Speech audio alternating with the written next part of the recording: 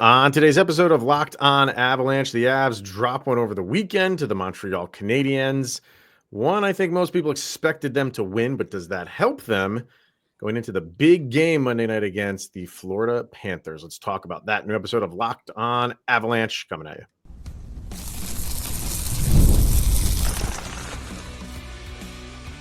You're Locked On Avalanche, your daily podcast on the Colorado Avalanche.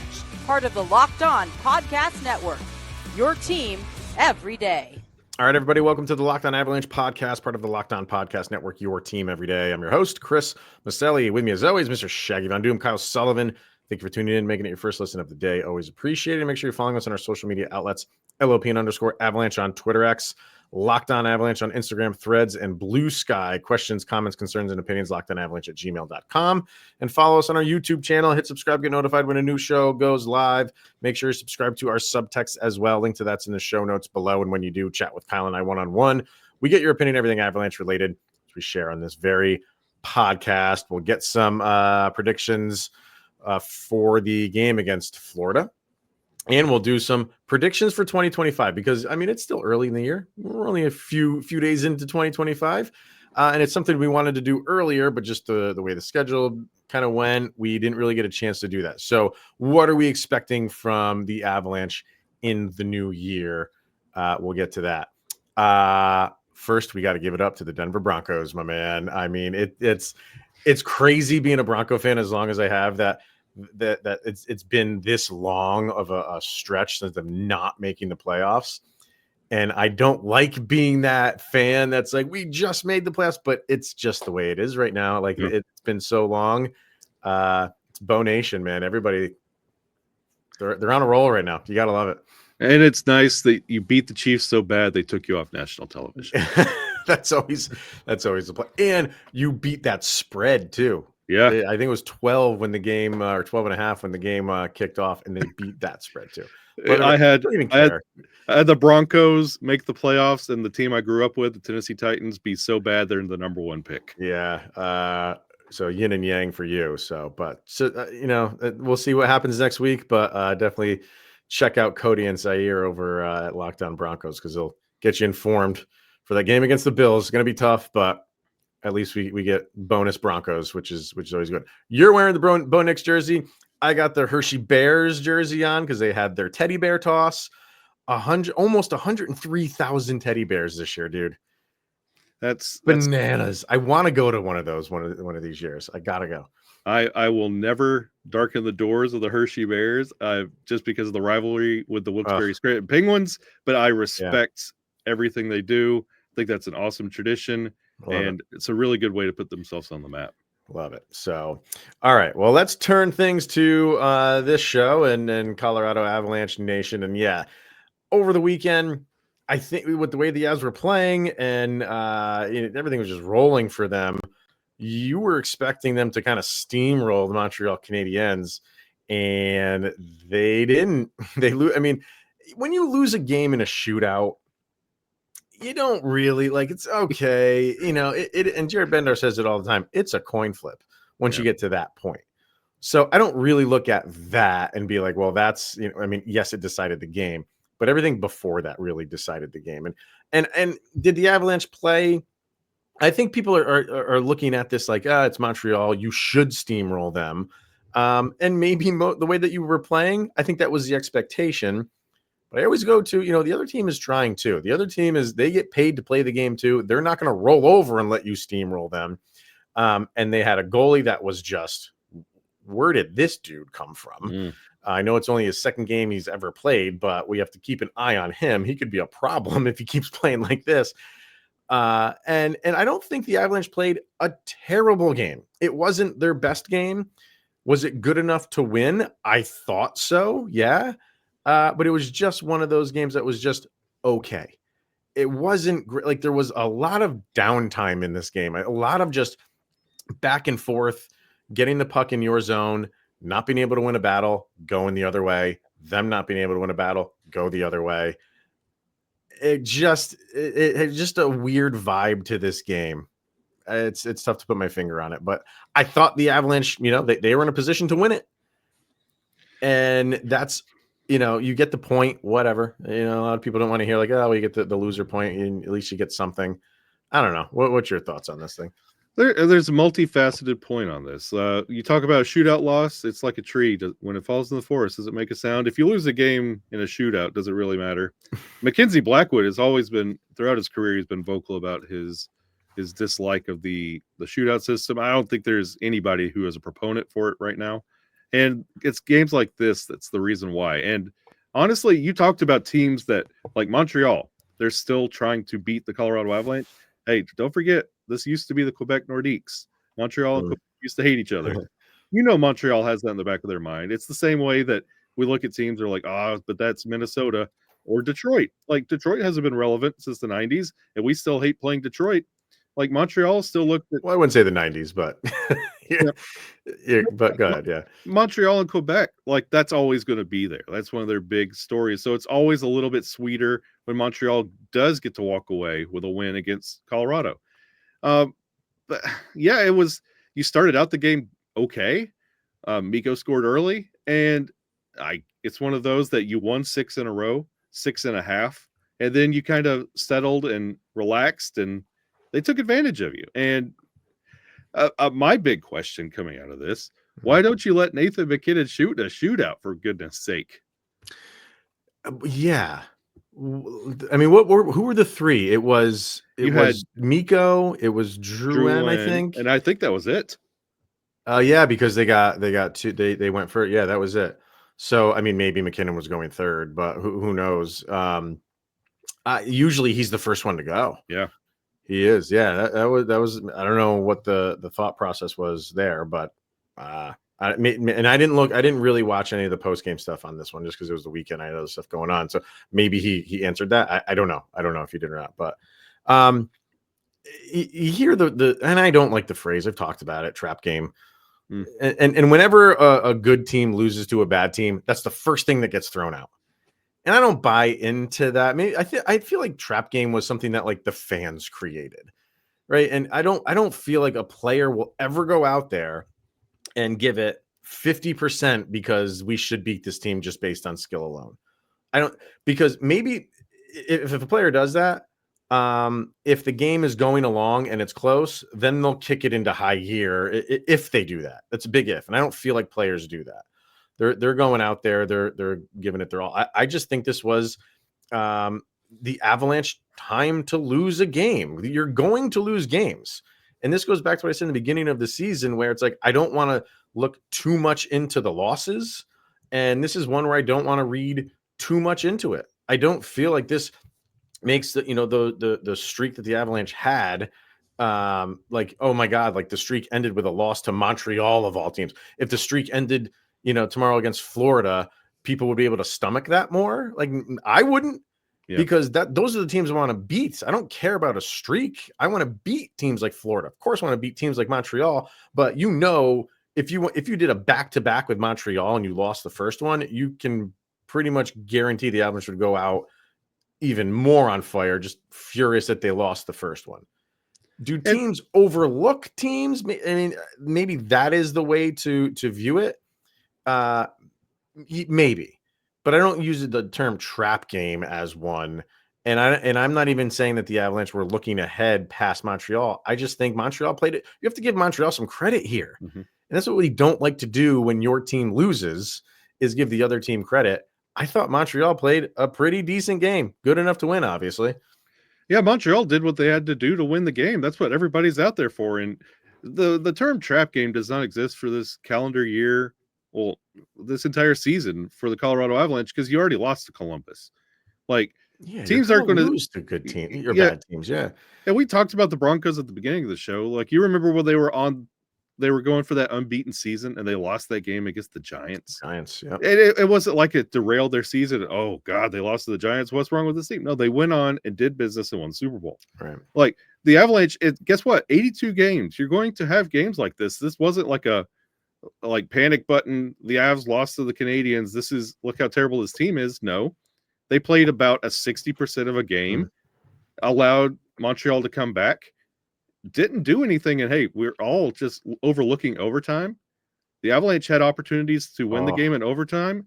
Hey, You are 1 for 5 on the power play. Yeah. There are opportunities to win the game if you do what you're supposed to do. Montreal took advantage of the opportunities they had, won it in the shootout. That's into business. Power play is still a struggle. You had Lehkonen coming out of the penalty box in overtime and just all alone. And how's that for a dynamic? You have the overtime game against Buffalo, and it's Devon Taves on the breakaway who ends it. And now in this one, you have Artturi Lehkonen, who, as soon as it happened, I was like, this game is over. Overtime Lecky is like money in the bank. Former team. It was too. So, I mean, it was just lined up for him to net that thing, and he didn't. But, and again, with the Sabres game, I mentioned it in that show afterwards. Like, you had those guys, your top guys stepping up. Like, after the whole thing went down with Wedgwood, they took over as a unit and said, get on our backs, we're going. And it didn't happen. They tried. It didn't happen in this game where they could rise above that. And you lost the lead late, really late. I thought we were on track for the first shutout for Mackenzie Blackwood, and it didn't happen. But you wanted those guys to get that second goal because you knew that second goal was going to be big, and it didn't happen. I mentioned Mackenzie Blackwood and Wedgwood and his injury, and then you had the 2 goalie interference calls. That's kind of the hot topic right now in Avalanche circles, clearly, with the 2 calls that went against them in this game. I don't like it's baffling to me. Like the first one, especially, was it Ross Colton that got thrown into, or it was Colton. I think it was Colton and Lehkonen were the 2 guys that got thrown into the goalie. And I think it was Colton that was the first one. I mean, that was just a blatant push from behind that they call goalie interference. And then the second one was it was Lehkonen, and he gets pushed from behind, and they call interference on both. Like, what do you want those 2 guys to do in that situation? And Avs fans are up in arms. Like, if that's what you're going to call, if you're going to call getting pushed into the goalie by that team's player goalie interference, why didn't you do that against Wedgwood? Because and we're not looking for goalie interference against Wedgwood, but it's technically the same thing. That guy got pushed into Wedgwood, but they let that go because it's not goalie interference, and neither are these 2. And I put the post up by Mackenzie Blackwood. He's like, I didn't even know what it is, and it's one of these things that when you're in the crease, I think they have that down. They got that down. If you go in the crease and you touch the goalie in any fashion, that is going to get reversed goalie interference. But now we have to say, like, okay, like if there's a break and he's clearly thrown into, like, we have to revisit that now. I thought that was pretty obvious as well. And the thing that really stings is you're not going to get an answer to this because the league's not going to do anything about it. They're going to just say, well, it's in the rule book. But then you have both sides of the coin that the Avalanche have had to witness on just a couple nights apart, where one backup goalie goes down and you're putting yourself in the box and giving yourself, like, you're putting yourself at a disadvantage in these situations that you really can't do anything about. And there's no rhyme or reason. And when you complain to the NHL about it, they say, well, it's in the rule book, but your referees don't abide by the rule book and you don't make the referees accountable. So nobody's accountable. There is no rhyme or reason. It's all by interpretation. And every night it could be brand new. And I don't buy into the whole, like, oh, the Avs are against the Avs stuff. Like, every single fan base can say that. Yeah. Every single fan base can claim refs are against them. It's not that. And I think overall, I'm not one of the guys that we are not those guys that like harp on the refs all of the time. There's times and places for it. I feel like this is one of them because it's a fast game. It's a tough job. And by and large, I think they do a fine job with it. And you know what, man, like I'm almost okay with human error in sports. Like, I don't want to go to these, like, in baseball, like these robot strike zones and stuff like that. Like human error in sports is what is part of what makes sports so good. Yeah. I hate saying, and sometimes you're on the good side of that, and sometimes you're on the bad side. And again, the fan base will say like, well, we're on the bad side more when they're on the good side. You're probably not, but you're probably just harping on the bad ones. And I get that. But it makes it more exciting in some way. In some crazy way, human error makes sports a little bit more exciting because you know that there could be a bad call that goes your way or not your way, and we get to air it out on episodes like this. And for that one, you know, that those two did not go the Avalanche way. You're going to get some that do go your way, but right now I don't think Avalanche fans want to hear it. It's like those are two really bad calls that went against them, and you know, just the goalie situation for the Avalanche, even though you feel like you fixed it, is still a problem in some capacity because we have these things creeping up now. Yeah, and the human aspect keeps it fresh, keeps it fun, keeps it exciting. Like it. Yeah, and it's not bad. And besides, the NHL's got to fix those Winter Classic viewership numbers, so they're not worried about referees. Do you think they learned a lesson? I hope they better now. If they didn't, man, there's got to be some new people in the front offices over there. That's abysmal. Abysmal. All right, let's get a break in. Big game against the Florida Panthers. Let's talk about that, and then our expectations for the 2025 season. We'll do that next. All right, from Big Up, Kyle. We've done it, man. We mentioned it in the beginning. Denver Broncos. Look, he's got was that the shooting guns you got going on there? Yeah. Big upsets to game-winning drives. The NFL playoffs are better with FanDuel and the Denver Broncos because right now new customers can bet $5 and get that $200 in bonus bets guaranteed. That's $200 in bonus bets. Win or lose, the FanDuel app gives you everything you need for live bets and same-game parlays and so much more. They have the spread out already for this game, sir. Do you care to take a guess on what it is? Did you look yet? I haven't looked yet. I bet you they have the Bills by like 14. No. You're kidding. Bills? Oh, my Lord. And you froze. Maybe it's like Bills by 3. Maybe Bills by 5. But, oh, what a time to freeze. The anticipation is killing me. Please come back. It actually went up half a point. Oh. There we go. All right. Did it just? I just gave people time to come up with a guess. When we started the episode, when we started the episode, it was at 8.5, and now it's at 9. So it went up half a point since 17 minutes ago. So 9 points for Buffalo. Believe. So we'll yeah, believe. Just visit FanDuel.com, join today, and get started with $200 in bonus bets. That's FanDuel.com. Make this playoff season unforgettable with FanDuel, an official sportsbook partner of the NFL. All right, so big game here against the Florida Panthers coming to town. Whenever you have, a Stanley Cup defender, you're always going to get up for that game. It's odd, like with Florida, like obviously they're a good team, obviously. And their record is fine. Like they're let me get their exact standing here. 24, 14, and 2. There you go. So they're 2 points behind the Maple Leafs, same amount of games played. They're 6-4-0 in their last 10. I get vibes from Florida this year that they are. We always go back to the Tampa Bay Lightning of a few years ago. Like when they were on that run of the 3 Stanley Cups in a row of we just need to make the playoffs. And we're going to be really good throughout the year. We're not going to distance ourselves. We're not going to be number one way up here and everybody else is just going to be so far below us.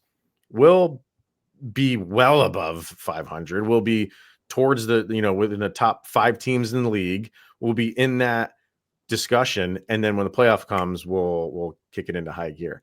That's the impression I get with them this year because they're good, but USA won, by the way, in overtime for the juniors just now.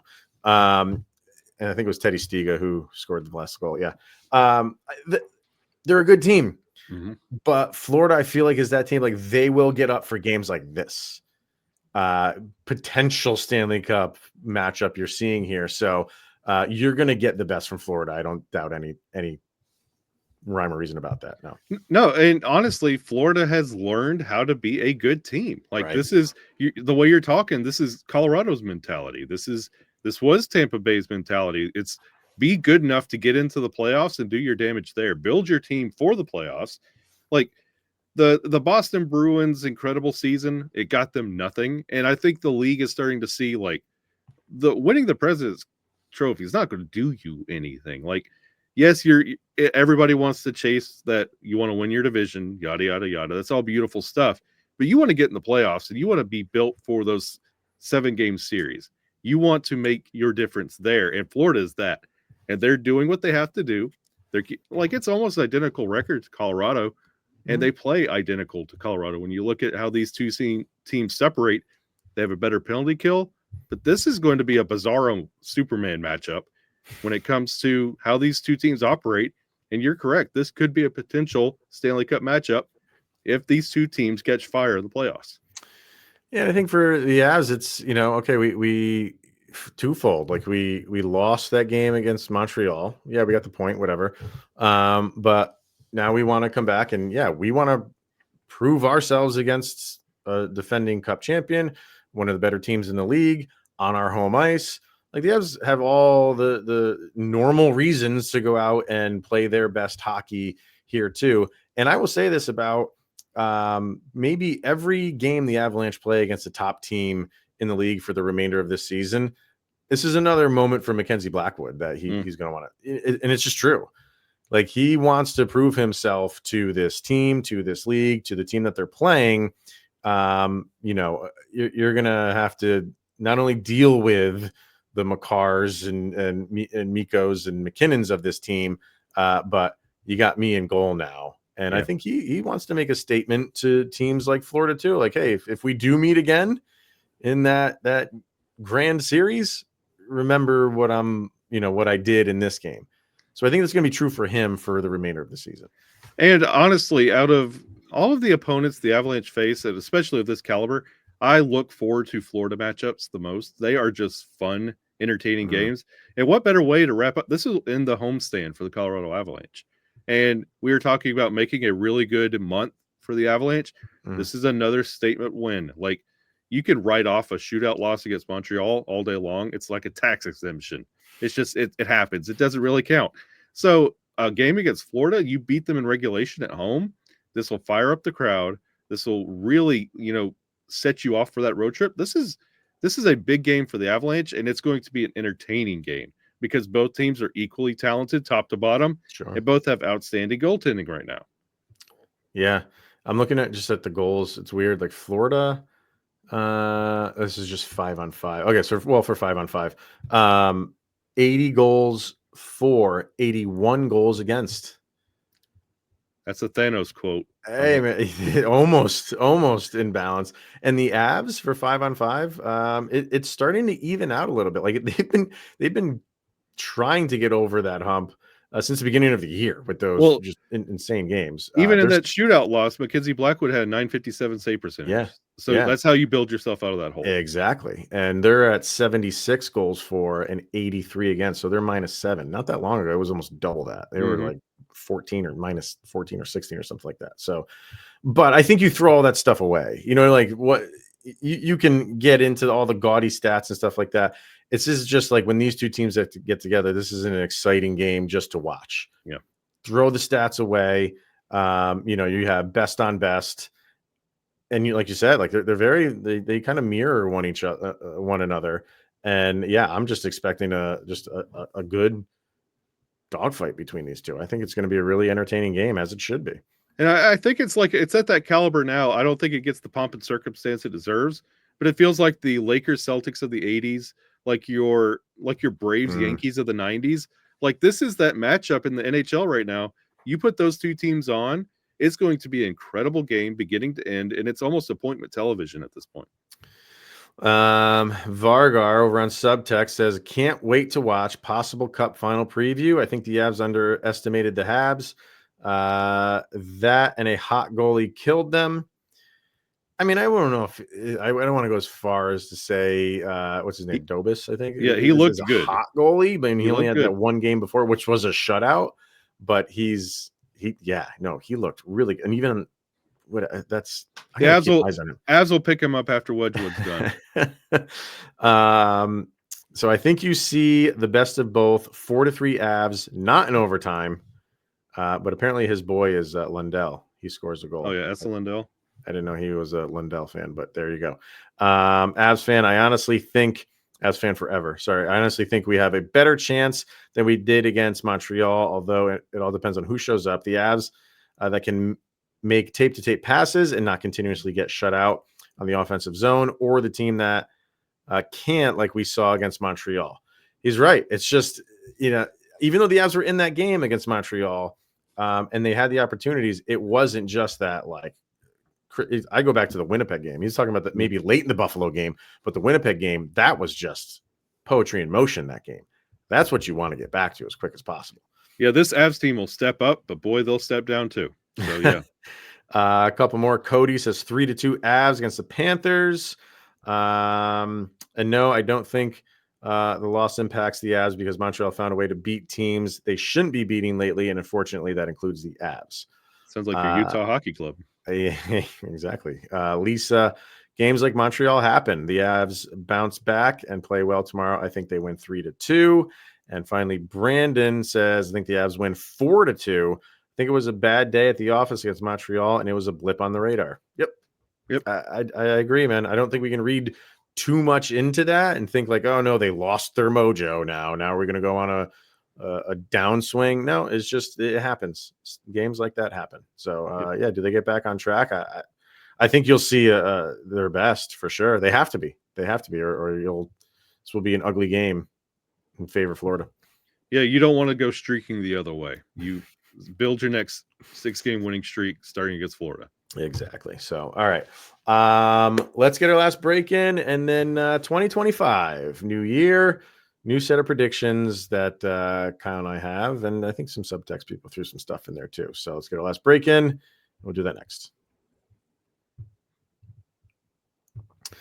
All right, Rocket Money. Did Rocket Money help you find any subscriptions that you forgot about or that you were paying for twice? I think that's happened to most of us. If you have a few subscriptions that you didn't even realize that you were still paying for, and Rocket Money can make it easy to track them all down. It's like having a personal assistant for your finances.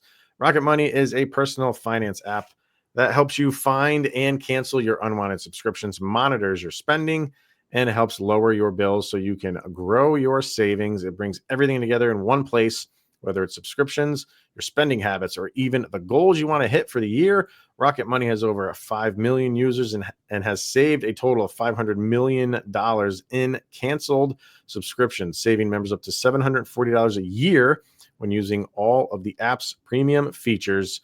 So cancel your unwanted subscriptions and reach your financial goals faster with Rocket Money. Go to rocketmoney.com/lockedon today. That's rocketmoney.com/lockedon,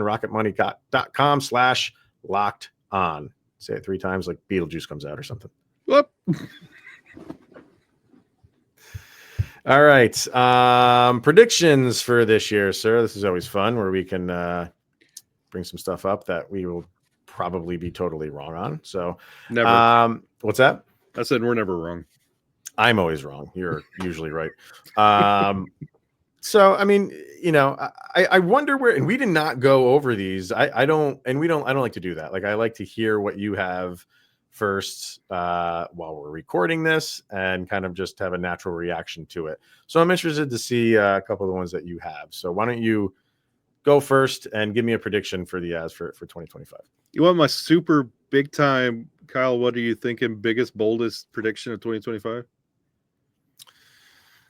Well, how many do you have? First of all, let me ask you that. I have one super big, bold one. Okay. They're going to win the Central Division. I was kind of like close to putting something like that there, but I'm like, man, like that's a bold one. Let's just forget the Georgie and Juice thing. Mm-hmm. Let's pretend that didn't even happen. Cut those stats off. This team could win the Central Division. Like, it's a completely different animal. And there's only 7 points that separate Colorado in Winnipeg right now. I know games in hand and all that beautiful stuff, but I believe, honestly, with this tandem, like Wedgwood is not as hurt as we thought, which is and nice. it's day to day. I still think with Blackwood and net, this team could do amazing things. Like 23 of 24, 957 in a loss in a shootout. It's good numbers. Like this team, that's all they really needed. And you could tell that with the attitude this team has.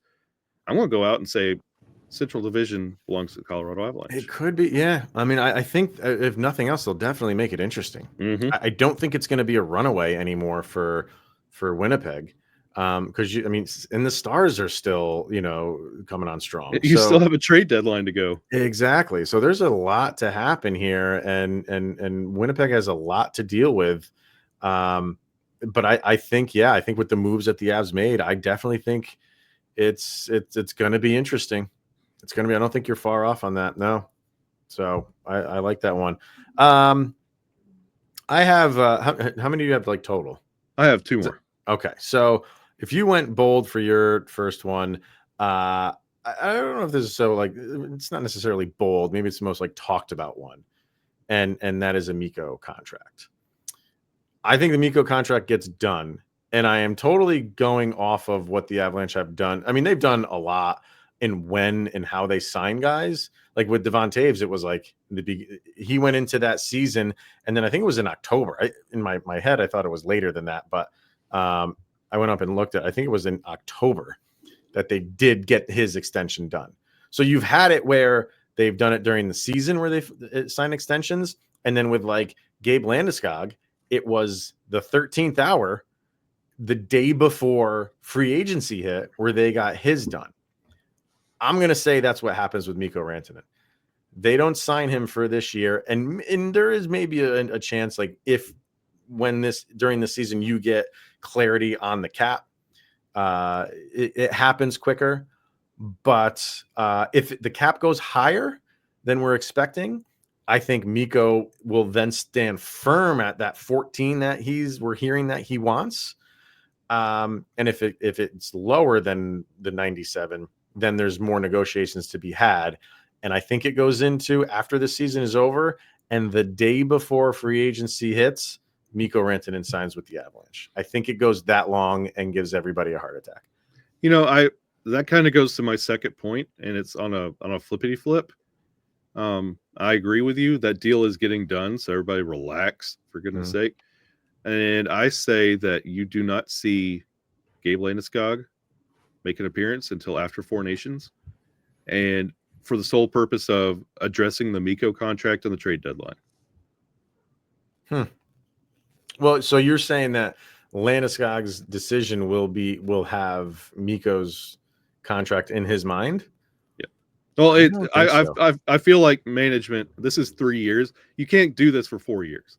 Like this is. Well, this is 3 years now. Yeah. You can't do this and keep kicking this can down the road, and like everything the Avs are building, and then you pop up on social media. It's a Gabe Landeskog skating video. Like it got me the first year. It kind of got me the second year. The third year, I'm like, what are we doing, guys?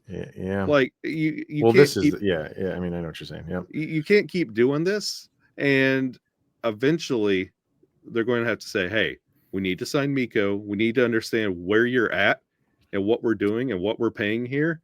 We can only play with LTIR for so long and keep skating you out." So I think after the Four Nations, that little window is going to be very, very interesting. Would be. I have a few of them here. They kind of all wrap into one, and they're all awards. So the first two, I think Nathan McKinnon is going to win back-to-back Hart trophies. I think the start of the season, I didn't think that was going to happen. I fully thought it was going to be, we gave him his Hart. Like he was overdue for one, and we gave him one, and that's good enough for Nathan McKinnon to go back to playing with the Avalanche, and we're going to put our focus back on Connor McDavid type of thing. But what he's come out is match what he's done last year. And nobody is really kind of surpassing him this year. Last year you had him and Kucherov going neck and neck all year long. And who's that other guy? Who is it this year? It might be Mikko of all people. Maybe Draisaitl. It was Kaprizov. but he got hurt. He kind of fell. He's kind of fallen down a little bit. So I think McKinnon has risen above everybody else and continue to do so. So I think he wins the Hart. No surprise here. I think Cale Makar has the Norris. I think Makar's got the Norris locked up now. I think that's done. But I will say this. I don't think he's going to win it. But I think Mackenzie Blackwood will be a Vezina-nominated goalie at the end of the year. That's awesome. That was my third. I You was had the actually same one? I was actually going to make that my second one because I had him winning because he's in the top 5 right now. I was going to couple that with the Avs win the Central, and it's because of Mackenzie Blackwood, and he's sitting at 5th right now with save percentage. And the deeper the season goes on, the more first, second, third star of the week that he gets, the more his shine turns on. And that means if the Avs are sitting at the top of the Central, Winnipeg is down. And that means Connor Hellebuck is down. And that means somebody is replacing it. And if he can maintain this, Mackenzie Blackwood will be up there for the Vezina. And just a complete retool of his career and a good feel-good story because the NHL loves those. He's going to win the Vezina off that alone. Yeah, I feel like because he didn't play the full season with the Avs, they might ding him a little bit for that. But he's there long enough. Like, you didn't get him at the trade deadline. Like, this wouldn't be a conversation if you got him at the trade deadline. You got him early enough in the season where he'll play a ton of games with the Avs where you can really get a good feel for how his season has gone with them. And I think, and the other part of it is like same with I was talking about with McKinnon and how like who's really challenging him. You're not like for the goalies this year. It's Hellebuck, it's Gustafson on Minnesota, and in Toronto is making a little bit of a name. Yeah, but not like Vezina. I don't feel like I mean, he's playing well, right? But I think it's just those two guys. So who's the third? Like, you're not getting Shesterkin is out. You know what I mean? So I don't know. Like I kind of feel like there is a slot for the taking, and if he can continue, I think that's his. I don't think he wins. I think Hellebuck wins another one. I kind of genuinely feel that way. I think he's in the favorite, and I understand why. But man, and imagine that even if you just get a nominated goalie, for the Avs, how this season started, and then you at the end of the year you have a Vezina nominated goalie. That's an incredible move by McFarland.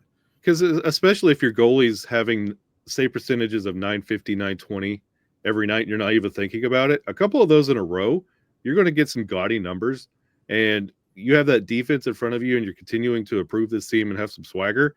If you're really putting up the numbers every night in, night out, he's going to keep creeping his way up the stats, and it's going to make it a really hard decision. And if you're saying Connor Hellebuck, who is the Winnipeg Jets, or Mackenzie Blackwood and the Colorado Avalanche, like that's going to be a fun story to pitch. And of course, the NHL loves, but he started out in San Jose and he didn't get the job. And like, they're going to love that little package, and they're going to be like, Hellebuck's going to be here. Let's give Blackwood his due because we don't know if he'll ever be here again. He's having a great year. Let's award him. Hellebuck will get it again next year. You get it every year, honestly. Like Hellebuck is like, Makar and the Norris. So. Do you have any others, or is that's it? That's my okay. three. Over on subtext, a couple people over there. Brandon says, my prediction is the Avs trip and fall into the playoffs and somehow get on a heater and make it to the finals. I also think the Avs will do a blockbuster trade and get Sidney Crosby for first-round picks, a few second-round picks, and a third, and probably Ross Colton or someone of his caliber. My last prediction is that I get an awesome birthday gift, and Landeskog announces that he's coming back on his birthday, on Brandon's birthday, February 17th, when games resume after the Four Nations break. Brandon, I hope you get all of your dreams come true, my friend. Brandon, well done. I'm January 17th, so I'm almost there with you on that. That's the only thing I'm almost there with you on. I don't want Sidney Crosby. Oh, I do. Don't do it to me, especially not for Ross Colton. Keep your Sidney Crosby. Yeah. But the Avs are getting in the playoffs. So I'll agree with you there. All right. Those were good, man. Cody, I think the Avs jump Minnesota in the division by the end of January and possibly pass Winnipeg by mid-February. Then the Avs should leave those slow first periods in the past, although I do think that's a trait they picked up from Georgiev, as those first period slumps aren't as prevalent with the Lumberyard duo. I agree. Okay. I agree. That's and the farther away we are from that goalie tandem, the more we start seeing the true nature of the Avalanche come into play. We just got to clean up the power play, and this team's going to be humming. Well, Katie says Colorado Avalanche 24-25 Stanley Cup winners, of course. Also for this year, I predict a fourth line hat trick, one big trade deadline move, a la Bowen for Middlestat, and a Chuskin Conn Smythe winner, and a Rantanen extension coming 1 week before the summer trade season opens up. Conn Smythe for Valenchuskin. You see he's out right now, right? He's out again, and the Avs lose to the Montreal Canadiens. Is there something there? We always say like, hey, when the Chuskin's out, good God, bro, they struggle, but the stats are what they are. You can't deny it. With the predictions, like a possible Vezina, Norris, back-to-back Hart. Could you imagine the icing on the cake? The Avs go all the way, win the cup, and then a Conn Smythe for Val. Talk about 22 was special. If you have all those awards, this could be a special team. Absolutely. Yeah. Oh my God. Imagine that. And last, Kyle says, as much as it pains me to say, I predict that in 25, Landeskog will return to the team in a skating capacity, is extremely limited in his capabilities, and then officially retires by the end of next season. I truly hope that's not the case, but I'm starting to become more pessimistic. I threw this out to the people of Subtext a little while ago. We haven't got to it till now. But you saw Landeskog skating in practice and was skating as fast as I've seen him skate yet. We'll see. I know Kyle's rolling his eyes right now. You can hear Kyle rolling his eyes if you're listening in your car. But I can't do it. I can't mentally put myself there to just completely throw in the towel on Gabe Landeskog until he says I am 100% done. Can't do it. No, and that's not your air conditioning blowing either. If you're listening in your car, that's me sighing out loud. We shall see. All right. And we were going to do things to leave behind in 2024. I have one thing to leave behind. So I wrote one thing down. Power play. Goaltending. Oh, yeah. Leave that behind, and I think we did. Yep. Power play, yeah. We got to pick that up, obviously. So it is hot doo-doo water. All right, we'll be back tomorrow to break down the game against the Florida Panthers and a really interesting article in The Athletic. Another thing that came out like a couple weeks ago that I have not been able to get to about the Winter Classic. So we'll talk about that tomorrow. So make sure you tune in. So for this one, thank you for making this your first listen of the day. Always appreciated. He is Mr. Shaggy Von Doom, Kyle Sullivan. I am Chris Maselli. This is the Locked On Avalanche podcast. We'll see you guys tomorrow, 24 hours later. Sidney Crosby, is he going to be a Colorado Avalanche? Yeah. Predictions on his PlayStation.